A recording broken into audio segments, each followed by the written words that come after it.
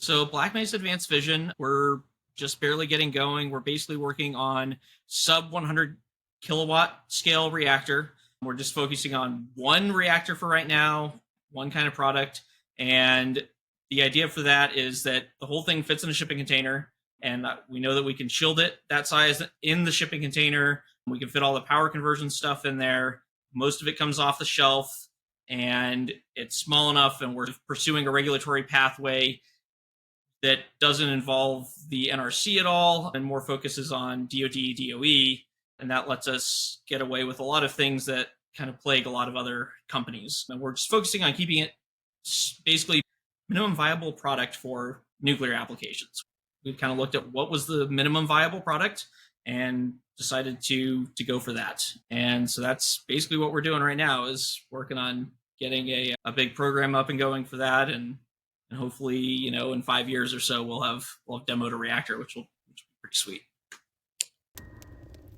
Just because the facts are A, if the narrative is B and everyone believes the narrative, then B is what matters. But it's our job in our industry to speak up proudly, soberly, and to engage people in this dialogue. Those 2.5 billion people that are in energy poverty, they need us.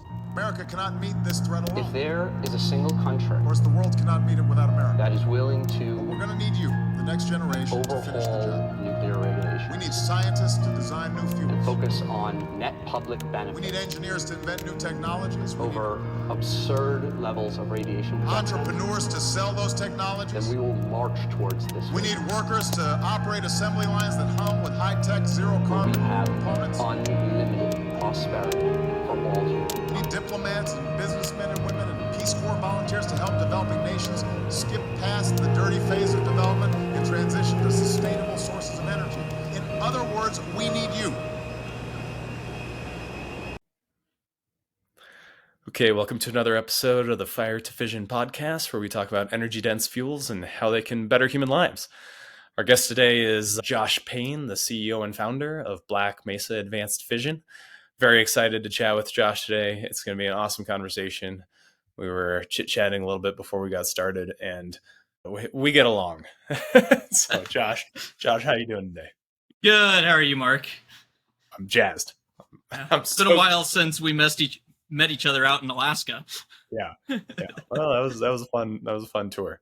Yeah. So, Josh, why don't you give kind of a 60-second self-introduction for the audience, then we can dive a little bit more into your background. Yeah. My name is Joshua Payne, CEO and founder of Black Mesa Advanced Fission. I did my undergrad and master's in nuclear engineering and physics at MIT. Then went on to work at Los Alamos for 8 years, did a lot of advanced supercomputing, high-performance computing, did some satellites, did reactor modeling, reactor physics stuff, and then went on to work at X Energy for a couple of years. I was one of their reactor designers. Went off and decided to start my own thing and see if we could build some really, really tiny reactors, kilowatt scale kind of thing, recreate the success of Krusty and Kilopower. Love it.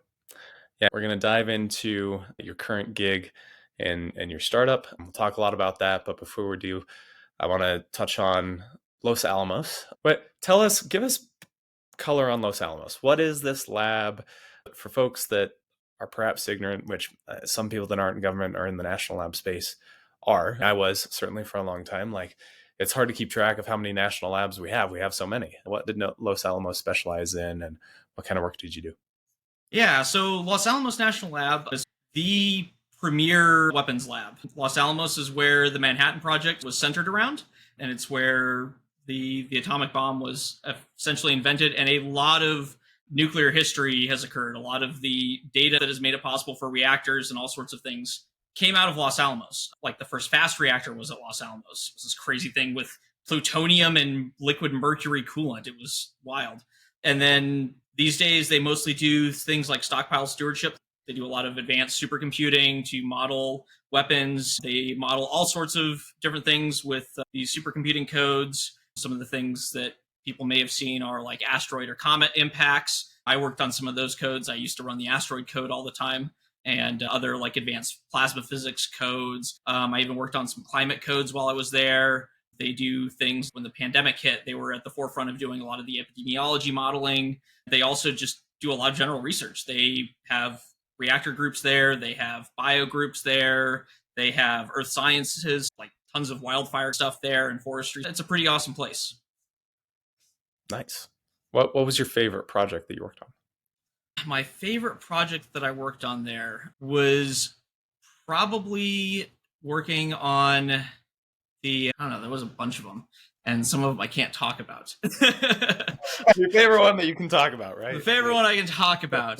The high order, low order plasma physics codes was a lot of fun.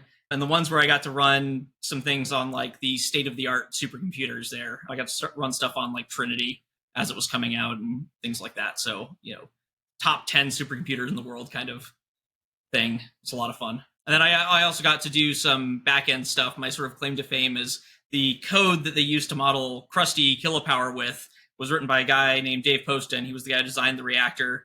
They modeled it with this code called Frink. And I think I'm the only one other than Poston to have worked on that code and actually be able to like understand what he did in that code. And like, I was able to modify it and sped it up by a factor of 40 for him. Now, you've mentioned codes several times. These are computer software programs, right? Yeah, these are big supercomputer software programs. Is there a preferred language that you guys are writing these in, or is it? For most things nuclear, you end up in Fortran land. I was on the teams trying to push us more towards C and C++. That was modern for a lot of these things. There are still codes like MCMP, for instance, is a big nuclear reactor code, like nuclear physics code.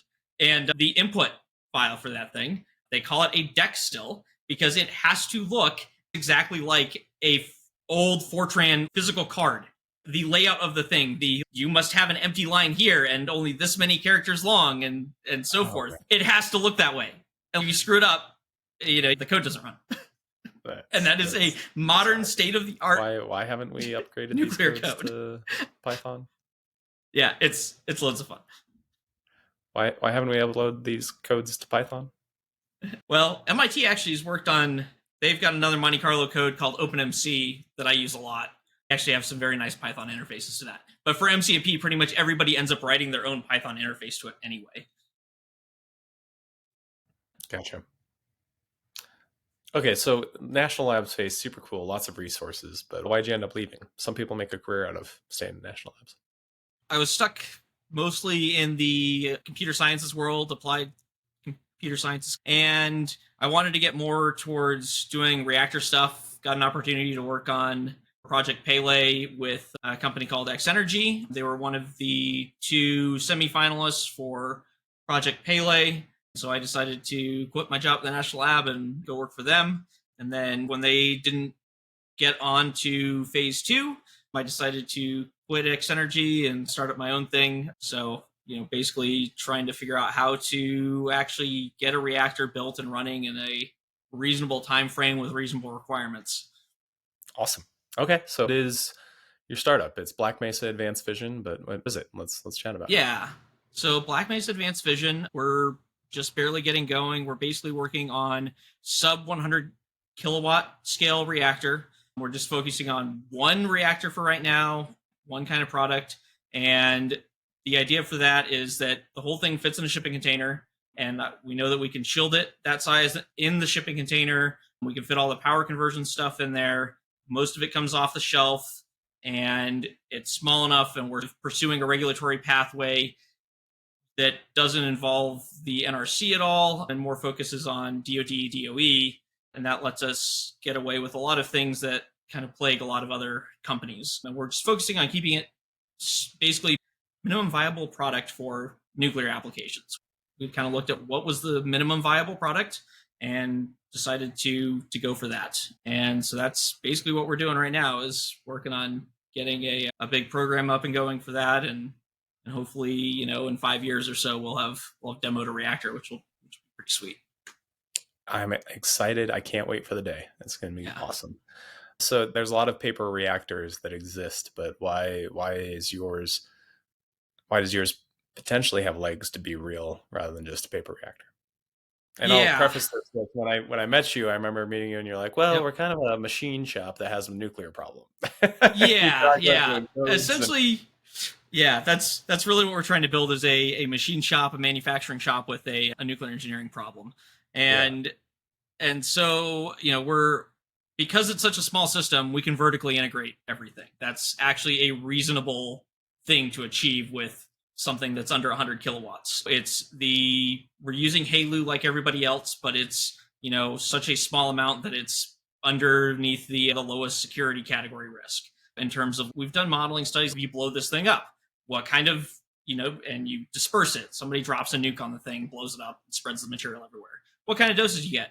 Turns out you basically stay below rad worker dose limits, like right there at ground zero, and you go less than a quarter of a mile away, and you're at the dose level of like a standard medical treatments, like a CT scan or a PET scan or something.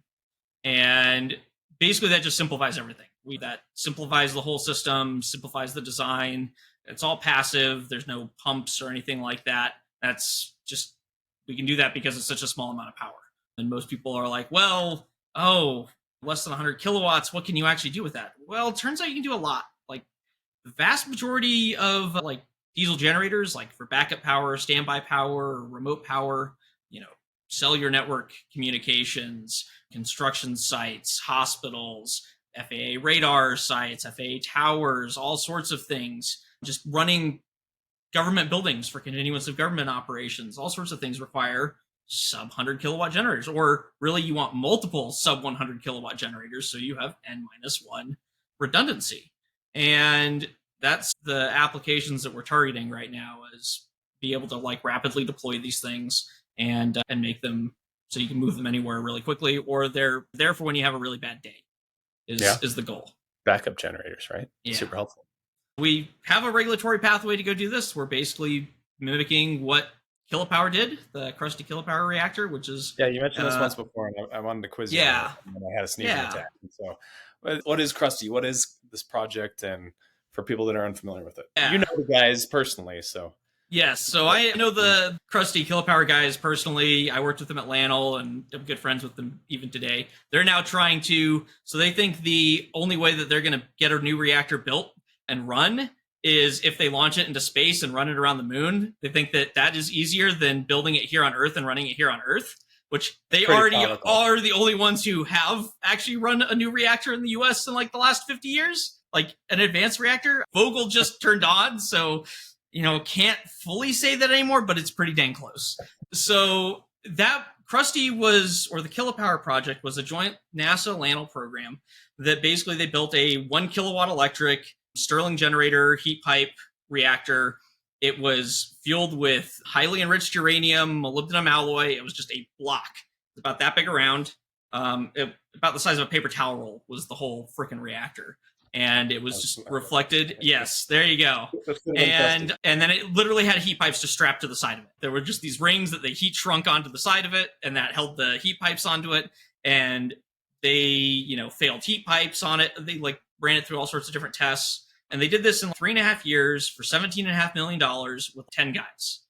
Like, nothing. And that's the only thing we've really done. And they did a bunch of things and basically set up so that they could get it built, get it run, get it tested, and gave themselves milestones that they had to reach as they were bringing it up in power and things like that. Make sure that, their codes and their models accurately matched reality. And so if the experiment had a different result than their model, then they would have to go back. It turned out they never had to do that because their goal was to be within 10% of the thermocouples, and which is going to be plus or minus 50 degrees Celsius or so. They were within 1 degree Celsius on all of their transients and everything, which is, from an engineering perspective, that is impressive. That is incredibly impressive. So now those guys have started a company called Space Nuclear Corporation, or Space Nukes, and they are working on basically flying Krusty, or something very similar to Krusty, around the moon. And I believe that they're working to get there's an Air Force program for that. Yeah. Yeah, I don't think the contract has been awarded yet, but they're at least applying for it. So... Okay. I've got a dumb question. So you mentioned heat pipes. The industry throws this technology around all the time. But when I've spoken to one vendor, they said, turns out heat pipes aren't really common. And Some people are going to have to go invent them themselves. And, we actually think that we've invented a really good one. We want to sell it to the other people. What are heat pipes? How are they different from regular pipes? And do you think they're Yes. necessary in the industry? So heat pipes are really cool. Yeah, heat pipes are really cool. They're invented actually at Los Alamos, I think in the 50s or 60s, and they're everywhere. They're in computers, they're in like laptops have them, your desktop will have them. They're in all sorts of spacecraft. They're all over the place. Basically what they do is they operate on the fact that if you take a sealed container like a pipe or something and you suck all the air out of it and you put a little bit of liquid in there, a lot of the ones in your computer will just have water in them. That just a little bit of heat will cause that water to boil. It'll then go up to a colder side, condense, and then go back down to the hot side. And sometimes they use special materials in there called wicks that work like the same way that trees bring water up their trunks through capillary action. And so that will bring the water back to the hot side. And so it basically is a natural little loop. And because they work on the sort of vaporizing of the water and then recondensing it, they end up being almost exactly the same temperature at the hot end and the cold end. And you can get effective thermal conductivities, orders of magnitude higher than even like copper or silver. They're basically a passive device, but you can get incredibly high performance out of them. Hence why reactor developers really love Yes. it, especially the small portable ones, right? Yep. And there's a funny story about heat pipes and reactors. So back when they were starting to propose Krusty, there were people that told Patton Poston that you can't put a heat pipe in a reactor. Nobody's done that before. You can't put a heat pipe in a reactor. It won't work. So they went out, and there was another experiment at the Nevada test site, which is where they ended up running Krusty, called Flat Top. And so they did this experiment called Duff. And you might be recognizing a pattern here between Duff, Krusty, Frank, a few other things. Poston has a thing for The Simpsons. So they called this experiment Duff, called Demonstration Using Flat Top Fission, which was they took a heat pipe, and Duff was this little like 100-watt critical experiment, and it had a hole in it called the glory hole. They took a heat pipe and they shoved it in the glory hole, and they measured the temperature at both ends. I think they even put a Stirling at the cold end and turned on the little 100-watt reactor, and it worked. And they had to do that to show to people who said, no, you can't make a heat pipe work in a reactor. So they did it. Yeah. This is like such a cool physics phenomena. Meaning like the state change of matter from liquid to gas transports energy very efficiently. Well, yes, effectively, we'll say, right? Yeah. And with heat transfer, right? Normally you have to have a temperature differential to move heat. But if you just have a phase change instead, then you can very effectively move energy, move heat. And that's the characteristic that these exploit, right? Yep. And then if you're in like gravity, you can use gravity to then exploit the density differences to drive it. And that's called a thermosiphon. And those can move a lot of energy very quickly. Yeah, it's pretty cool stuff. And it kind of simplifies a lot of things. But what was cool about Krusty is because they were using heat pipes and it was called isothermal all the way up across, it responded very quickly to temperature changes. And so it just acted like a constant, like reactors just want to act like a constant temperature source. Like in electricity, you would call that a constant voltage source. So a reactor just wants to stay at one specific temperature, and it will move its power output up and down automatically to keep itself at that temperature. So you pull out more heat, it will start making more power to replace that heat. It's pretty cool. Why is that? You say reactors. Is that a reality of many reactors? All nuclear reactors? That's actually a reality of many nuclear reactors. Pretty much anything with a negative temperature coefficient. So basically it acts like an island of stability. So if you have a little U-shaped thing, it basically wants to maintain that little stable area. Why does everyone say that they can't load follow? That's intrinsic load follow. Because those people have no clue about plant dynamics or reactor dynamics or anything. Those people are ignorant. Yeah.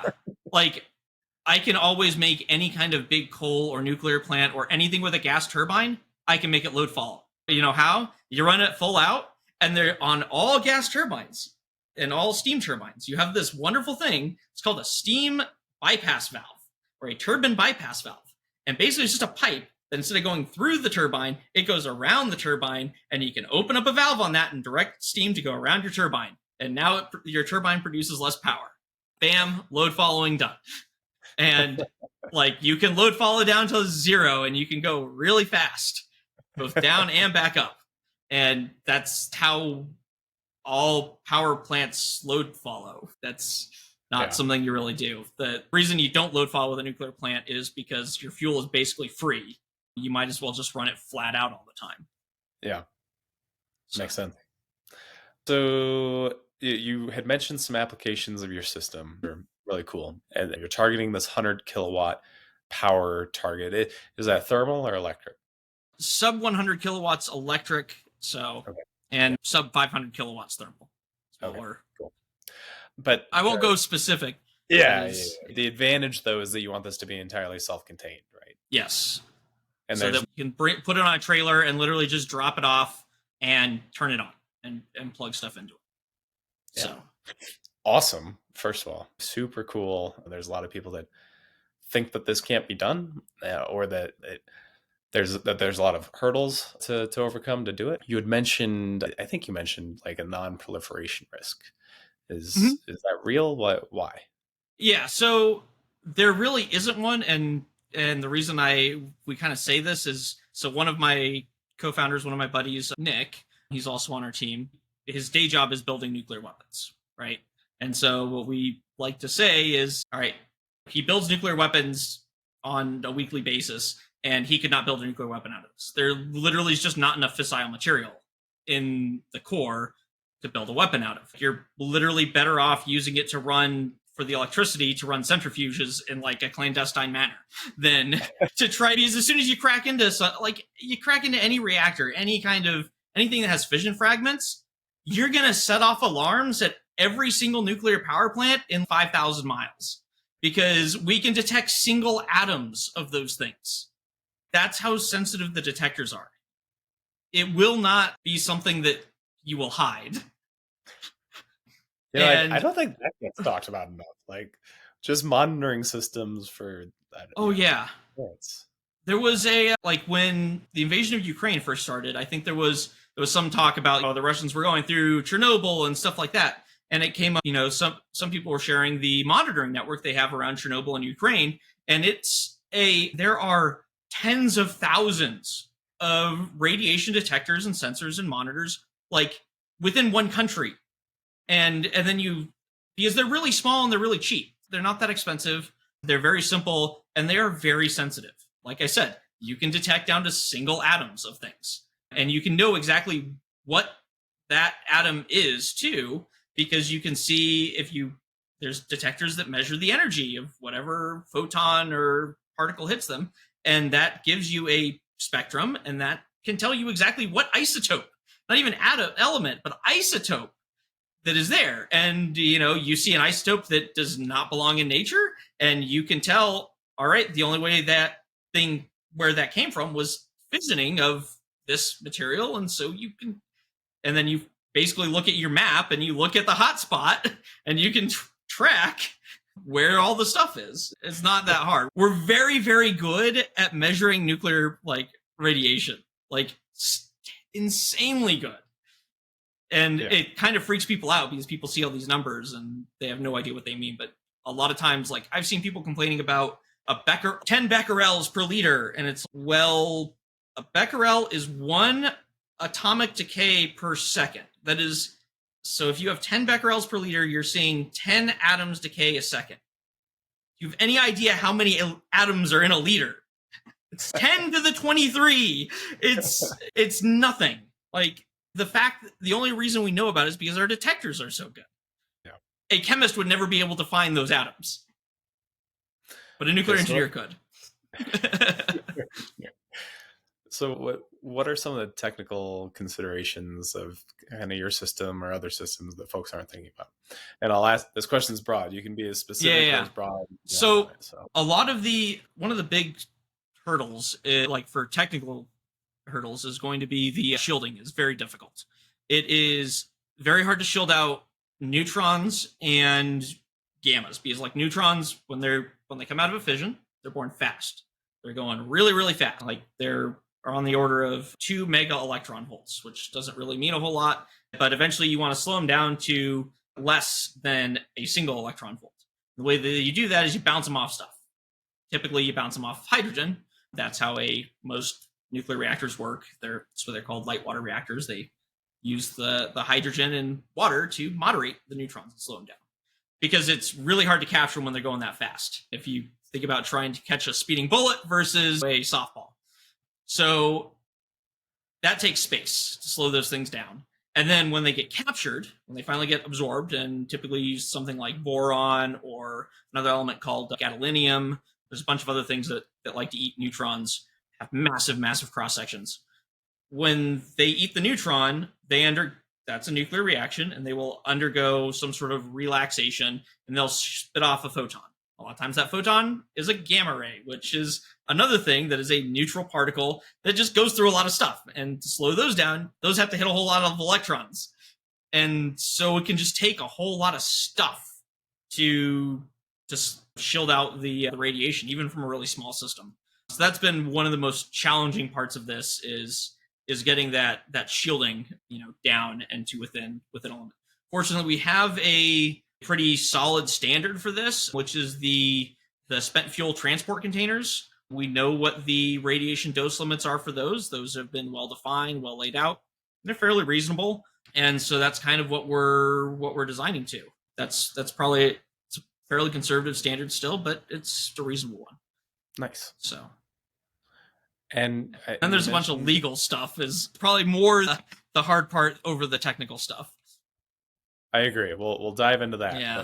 But the technical is more interesting to me. Yeah. The legal's like a people problem, which is annoying. But trying to fit all that shielding into one box, especially when you only got a few feet on either side of the reactor core to shield it out before it goes to the sides, then you don't know. I can't count anything that's out there. That's not an easy task. Yeah. Do you anticipate these systems being transportable after they've been turned on? That is the goal. Once again, that is more of a regulatory thing than a technical thing. So, yeah, they should be. Like, we're basically designing them to be effectively a spent fuel cask that you pull power off of. Power. Yeah, exactly.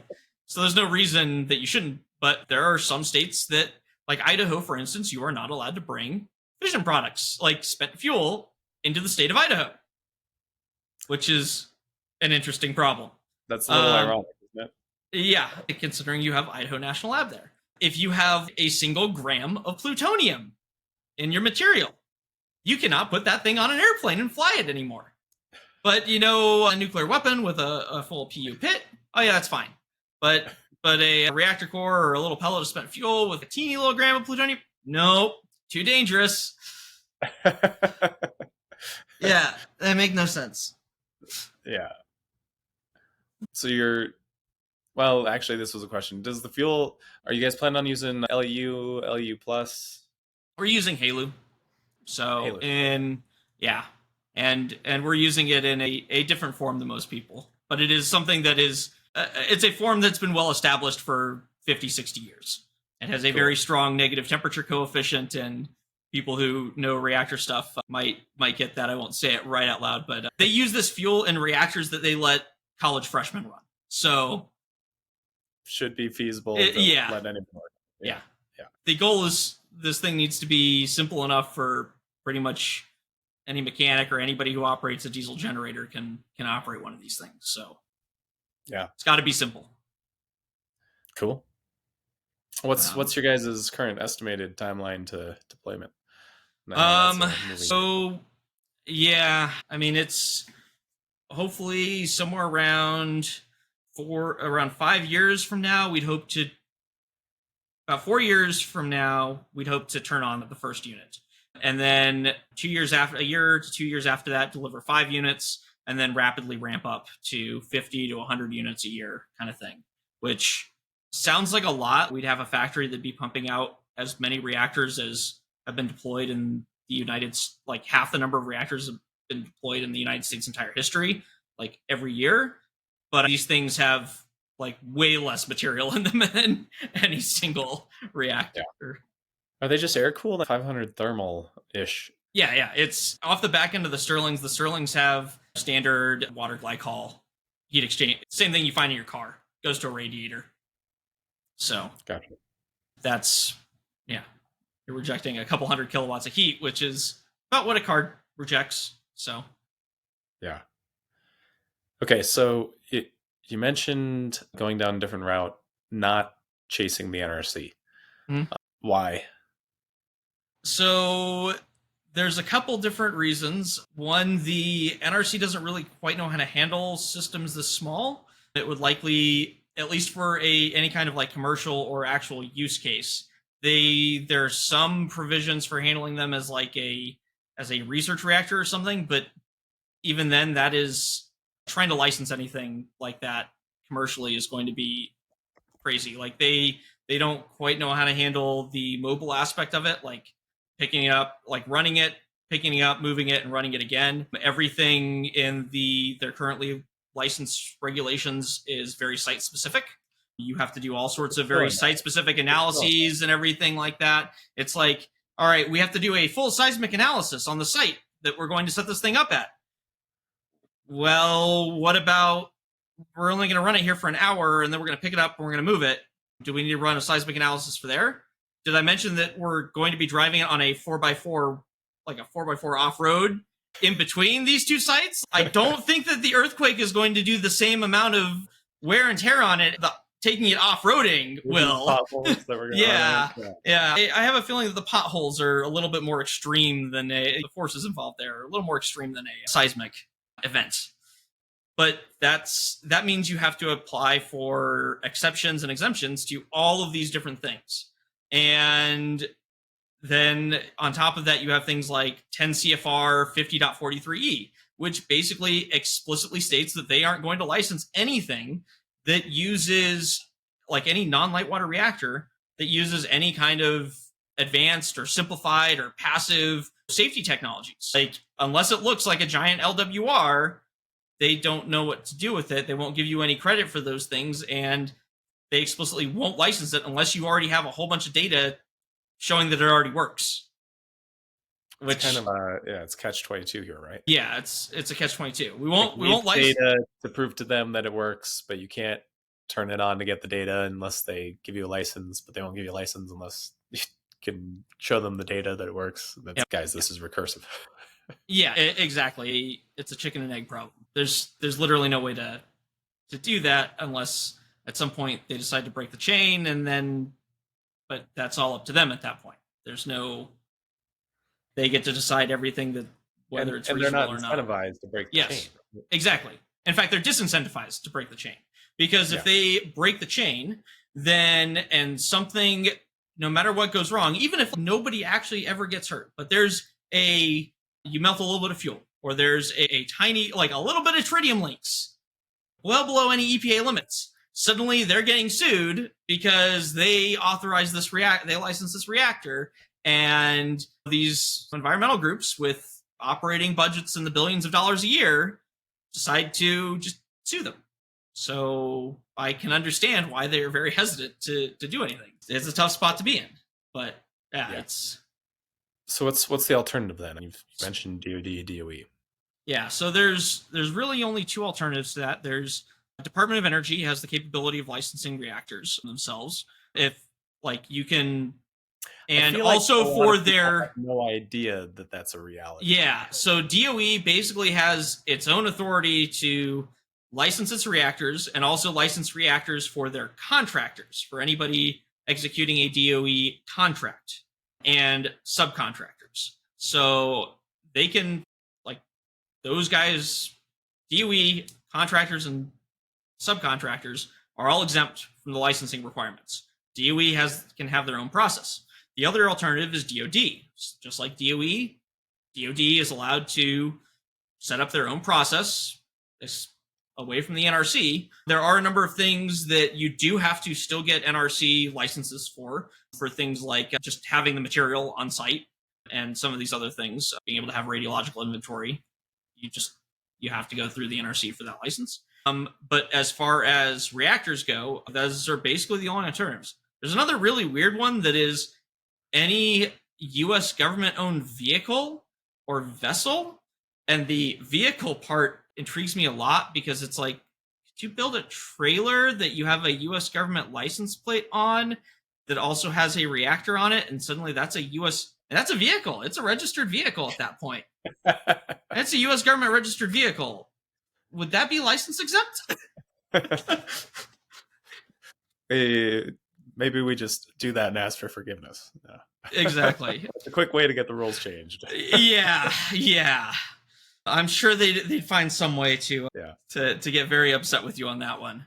DoD is obvious to me, right? Military, Yeah. they're doing this with Pele, like So Pele's still being licensed, right? Yeah. No one can have guns.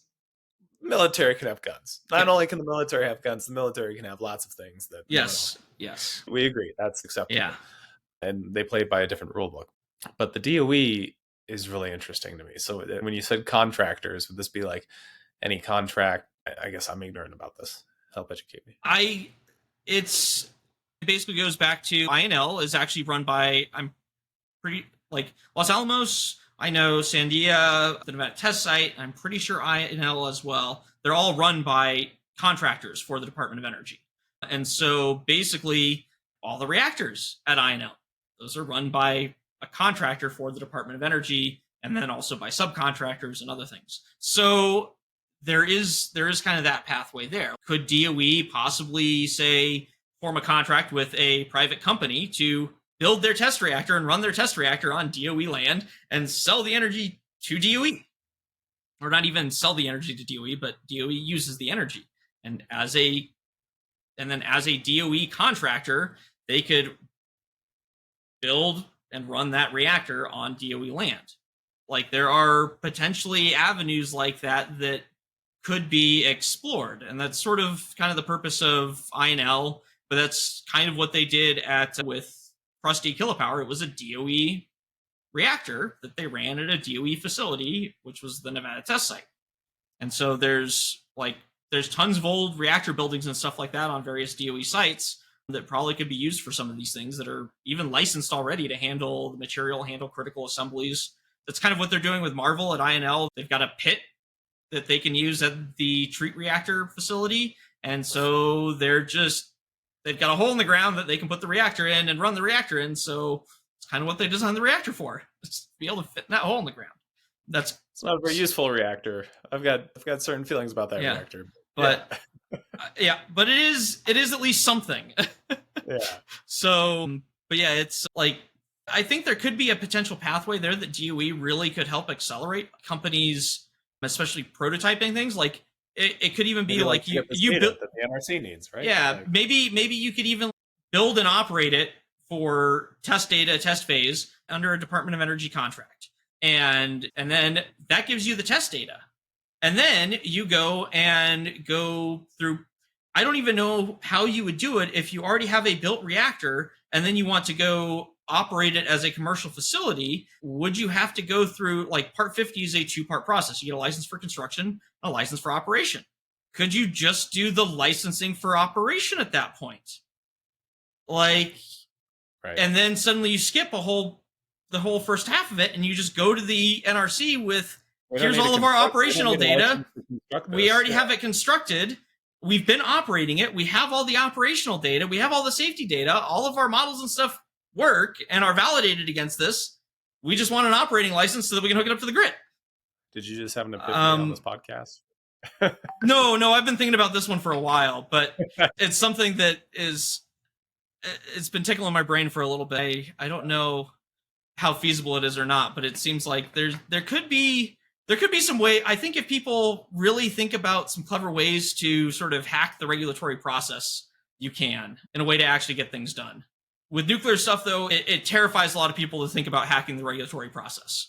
So, Yeah, they want to say that they followed, both sides want to say, well, we followed the process that we had. And, we looked at everything and we did our best and worked really hard, which the opportunity cost lost. Yeah. Along the way. Yeah. Millions of people dying from air pollution along the way because we took too much time to license emission-free energy. I mean, that's problematic. We have the nuclear power industry. I think there's been a total of 14 deaths total, like occupational deaths in the nuclear industry. I think all but two of those, only one or two of those was in the US, and only one or two of those were radiation related. But I don't think they actually were radiation related. They were still killed. There was radiation involved, but they were still killed by steam or blunt trauma from being pinned to the ceiling by an injected control rod, for instance. That one was problematic. Yeah, SL1. Yeah. Or they had big piece of heavy equipment drop them. So it's about 14 in the last 60 years. Yeah. In the US every year. Yeah. In the US every year, I think there's something on the order of 12 to 25 coal mining deaths. Just like from mine accidents and things like that. Every year. I've worked in a mine. It's dangerous. Yeah. Like it's kind of ludicrous the degree to which we make things so safe.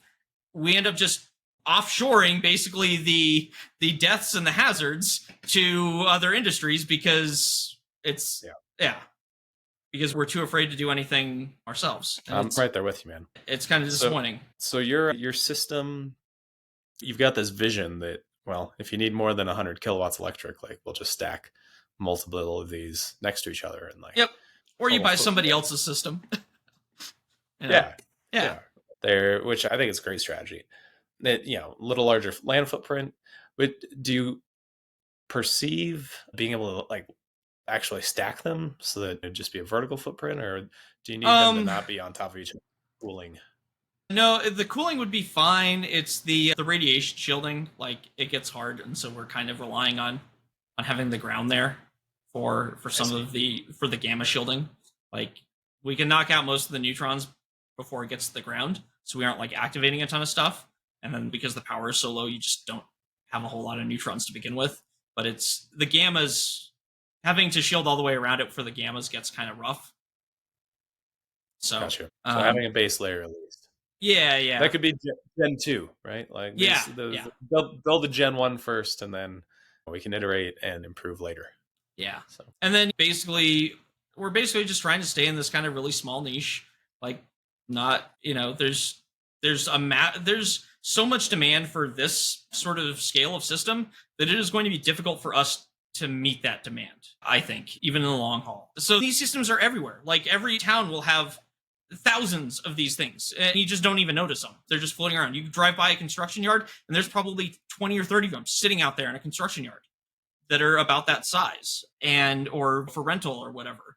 It's going to be very difficult, I think, to actually meet the kind of, if we're only making a couple hundred of these a year, like we make a bunch of factories and we're making a couple hundred a year, just the US demand alone is going to be difficult to meet. And then let alone we start looking at remote communities up in Canada, or we go to remote villages in Africa, or all sorts of places, island nations, which are paying something like $20 a megawatt, or $20 a gallon on average for diesel, which works out to be $2,000 a megawatt hour. Like they don't have cheap electricity. Yeah. This whole idea of just focusing on the like sub $100 a megawatt hour kind of energy market, like there's a whole bunch of bad business. It's really bad business. Yeah, it's like you don't need to be the cheapest electricity producer to sell electricity.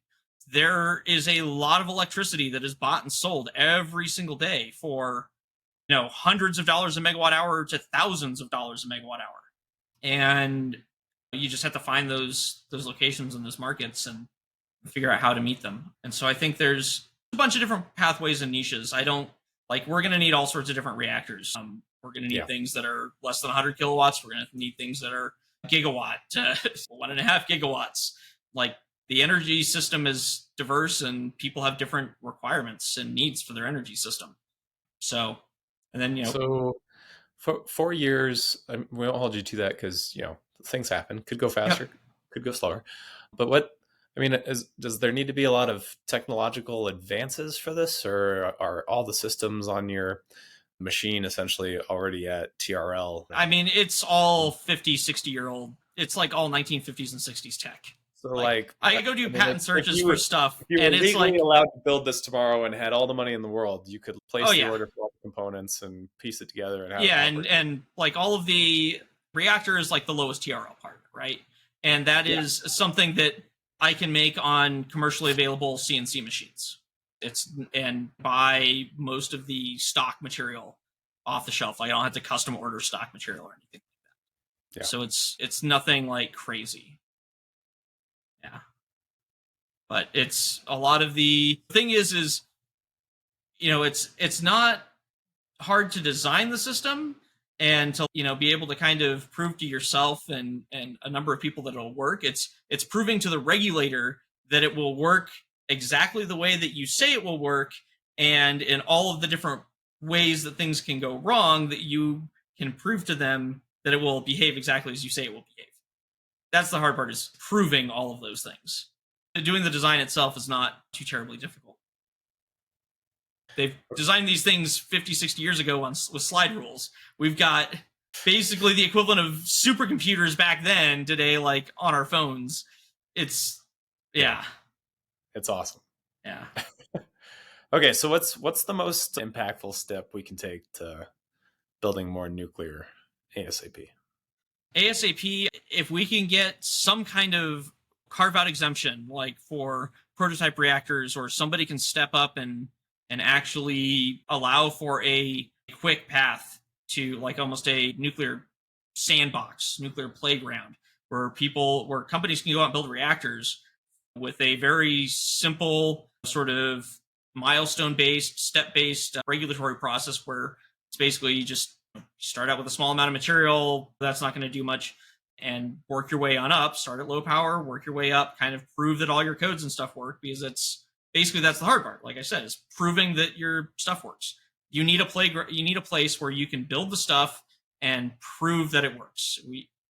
That's how, the Starship launch was yesterday. They blew the thing up, but it did what they needed it to do, and then it blew up. We don't need to blow up nuclear reactors. They actually used to do that in the 50s and 60s. They literally rigged reactors to blow. I think there were some that they literally rigged the control rods to launch out of the reactor so fast that they could get the reactor to blow up. We don't need to do that, but we need some place where we can literally build prototypes of things and prove that those systems works and work through, because when you build anything, you're never going to make it perfect, like from the design. There are things, you can never design a perfect system on a computer or in a lab. Yeah. There are things that you just don't know until you go build it. Anybody who's done a home project or any kind of woodworking or construction project knows that. Yeah, I did all these plans and I had all the perfect plan, and then I went and did it, and then I was like, well, crap, I forgot that. It's so annoying to me, but it's so real. Right? Yeah. It's like one of the hardest parts about actually doing stuff is, yeah. I totally agree. Jack Devaney, right, the guy has this recommendation for a protopark. Yep. Right. And I think we could put this on like old mine lands, or INL is kind of supposed to be this. Yeah. Yeah, INL should be, right? This is supposed to be. Yeah. Or, like the Nevada test site. We have literally nuked the state of Nevada something like 900 times. We've set up like 900 nukes in the state of Nevada. Yeah.